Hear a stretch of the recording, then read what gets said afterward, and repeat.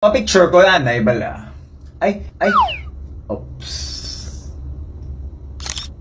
Okay. Amo na to bala girl, pag ano namon girl, pag puli namon, nagsakay kami sa jeep. Oh, grabe nga mga kahoy, gali nupal dyan kahoy. Kung kabagyo, gali sa kamoto nga hapon, amo man ang amon sakay sa jeep. Grabe, hindi kang hangin, niya girl, Oo.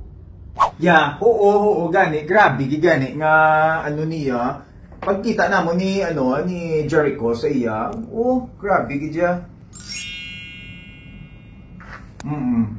As in. Oh my God, grabe gidya.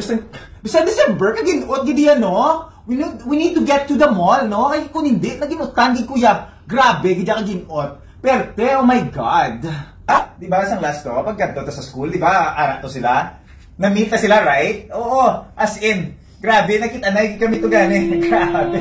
I was so thrilled yung makita na sila, no? But, nagkipos lang ko tayo sa kamotong ng gabi. Pero, amo na di ba? Ay! Gagat ko sang subay!